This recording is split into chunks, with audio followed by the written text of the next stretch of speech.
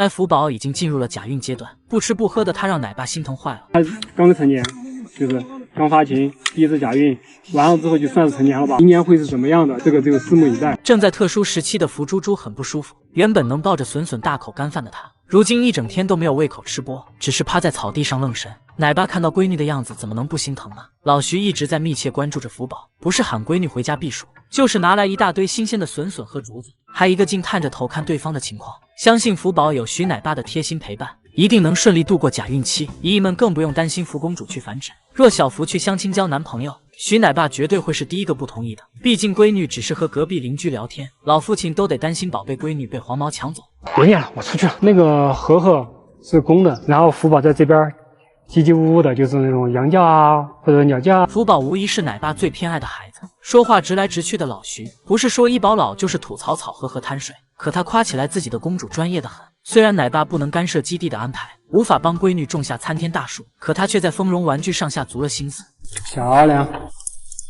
你越来越乖了你。福宝这些水果串串就没重样过，并且老徐喊别的熊猫起床，都是扯着嗓子靠声音大喊醒对方，唯独面对宝贝闺女是另一副面孔。奶爸每次都得揉揉福宝脑瓜，难怪小家伙如今都没了起床气，刚一醒来就要隔着栏杆找他贴贴。徐奶爸撸熊的心思真的很明显，不仅一大早摸头杀，即便是福宝上班营业期间，他拿着竹子路过也得摸摸脑袋，还在内设给宝贝闺女按摩捏捏肩。从福宝这一脸享受的表情，就知道徐奶爸照顾大熊猫有多用心了。难怪这小妞能这么依赖他，上个班都要时不时的回头找奶爸，有时候直接把小脑袋伸进去了。老徐只是去隔壁院子里打扫卫生，福宝也要隔着墙贴贴，想方设法只是为了离他更近一些。或许奶爸就是宝贝的安全感吧，不管福宝的未来熊生发生什么，都有徐奶爸这位女儿奴的保驾护航。但徐奶爸才是福宝最依赖的饲养员，宝贝化身鼠标服猫猫碎碎偷看对方。要知道小徐前几天出差当接生婆去了，因为没打报告把闺女给气坏了。福宝为了给他的教训，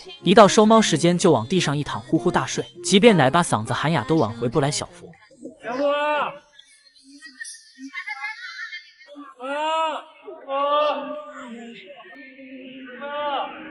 谁能想到福猪猪还没消气的时候，徐奶爸就移情别恋，背着闺女跑去医保家的院子打扫卫生。小家伙像是嗅闻到小徐的气味，平时吃了就睡，睡了就吃的他瞬间警惕，直接趴到小墙角偷听奶爸讲话，生怕自家奶爸被隔壁邻居给拐走。而父女俩可是心有灵犀的，徐奶爸早就料到福宝会吃醋，下一秒就从小卖部窗口递给孩子竹笋。得到偏爱的小福别提有多傲娇了。当宝贝坐在内舍休息的时候，奶爸也不忘前来哄娃，不是摸脑壳就是给闺女挠挠后背。小徐还亲自上场帮福猪猪收拾水池，泡上凉水澡的他这才高兴起来。只能说奶爸哄宝贝闺女可真是花样百出。尽管父女俩才接触不到半年，可福宝是打心底里喜欢奶爸，不然也不会这么依赖化身吃醋精。即便奶爸在内舍打扫卫生，宝贝也要上前帮忙，只是为了多和对方相处一会儿。福宝平日里还熊熊碎碎的偷看，经常露出一个小脑瓜，很难不怀疑这小妞在监视奶爸。这天福宝原本趴在地上休息，听到奶爸的声音后立马起身去拿外卖，宝贝还用最快的速度干饭，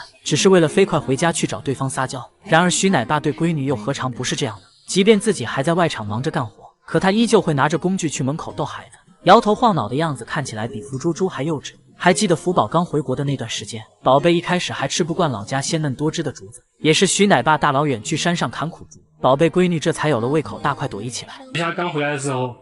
我们那砍了很多，他一口都没动，送过来那个苦竹这么大个儿那个，他开始吃那个竹子。难怪福猪猪每次干饭的时候，奶爸都忍不住在不远处默默观察，简直就是个操心孩子的老父亲。虽然成年大熊猫很有危险性，可奶爸却能毫无顾忌地和闺女接触，不是摸摸小脸哄行有起床气的福宝，就是不顾危险去外场割草。而小家伙就这样静静看着小徐干活，只能说一人一熊是双向奔赴的，没有徐奶爸宠爱哪来的福宝依赖？什么昔日难顶刘萌兰热度大减，最近猫粉们很少在网上刷到他曾经凭一己之力单起北洞 KPI 的三太子，居然还不如几个哥哥流量高，这可不是门没有卖力营业。要知道萌兰是北洞唯一只有外场的熊猫，其他滚滚在内舍美美吹空调，这小子只能在院子里顶着烈日营业。饲养员不忍心萌兰受苦，便在营业期间喊好带回家，游客和站姐自然也来的少了。萌没有那场始终是个遗憾，可这也是北洞尽力而为了。在寸土寸金的首都有一块地可不容易，毕竟已经成年的萌宝萌玉姐妹俩，直到现在还是合笼状态。萌二更是和妈妈共用一个外场，母子俩只能倒时间差分开打卡上班。况且萌兰的居住条件，奶爸奶妈再心疼也是无权干涉，能做的只是竭尽全力宠娃。季奶爸心疼下着雨还在营业的萌兰，趁着休息时间亲手搭竹叶帐篷，让萌儿在营业期间也有了边干饭边营业的小房间。虽然如今来看萌兰的粉丝不多，可奶爸却考虑到孩子亲人，几乎每天都要去外场看望自家孩子。父子俩还忍不住隔窗对望，而帅奶爸则是萌兰的陪玩，整天都在外场和好蛋儿互动，经常带着自己的新玩具找对方。这一人一熊的互动像极了好兄弟。当萌兰安安静静营业时，奶爸也会在2楼的窗台上看孩子，这眼神里满是对萌儿的爱意。有他的宠爱，萌兰怎么能不幸福呢？一向爱屋及乌的徐老爷也没忘记自己家可爱的小外孙，他去隔壁院子打扫卫生时，也要隔着铁丝网和萌儿互动。这小子看到徐老爷后，都高兴地趴在窗户上交流了，不免让人想起来徐老爷陪他打雪仗，萌儿就主动给对方递竹子。只能说爷孙俩的感情是双向奔赴的。还有丫丫的李奶爸也很宠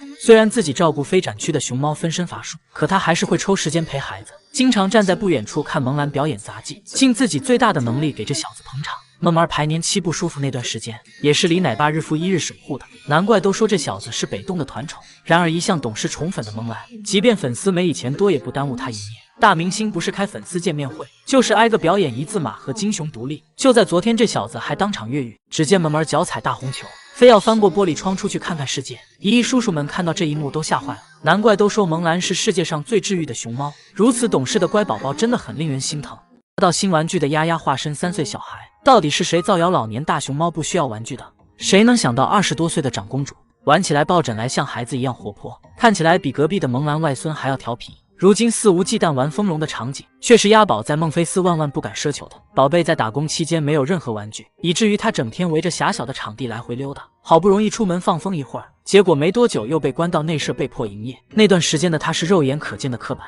其他滚滚疯玩的时候，丫丫却独自一熊看着摄像头发呆，就连新鲜竹子丫丫也吃不上，只能在一堆干枯发黄的竹竿中觅食。打工期间长期的营养不良，不仅让他消瘦，还患上了皮肤病。明明可以早早医治好的问题，却一拖再拖，直到毛发大面积脱落。丫丫本以为自己就这样安度晚年了，却随着一声丫头燃烧起回家的希望。丫头！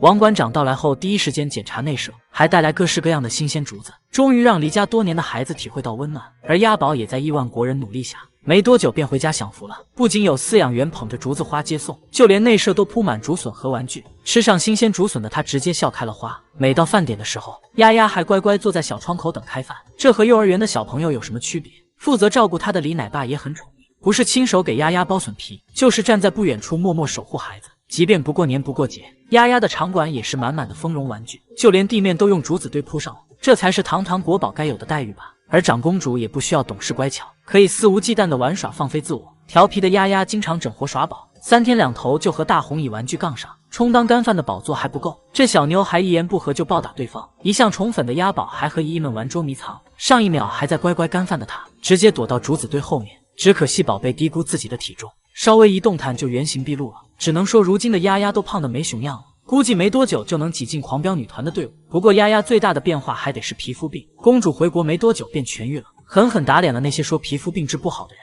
只希望丫丫能一直这么幸福，毕竟饲养员和亿万国人就是长公主如今最大的安全感。难怪飞云能成为万千猫粉的心上熊，颜值在线的她还是个能听懂人话的乖宝宝。尽管萌妹还没在外场玩够，可她听到奶妈叫自己还是会立马回家。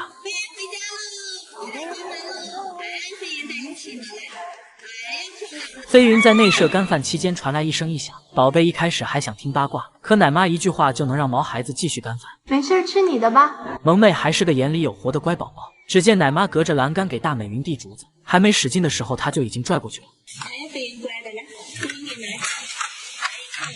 即便是拉个青团，飞云也不忘顺手推到地上，生怕给奶妈增添负担。要知道熊猫假孕期间都不吃不喝，但奶妈拿着胡萝卜头喂闺女时，飞云不愿意辜负对方的好意，她没有胃口也要主动拿过来捧场。这小妞更是奶爸的贴心小棉袄，看到对方来外场加餐时，飞云会直勾勾盯着奶爸看，小眼神都把老父亲给看害羞了。这天宝贝躺着木架上呼呼大睡，因为睡得太香都没形象了。奶爸忍不住提醒闺女，没想到飞云这么懂事，1秒就放下了。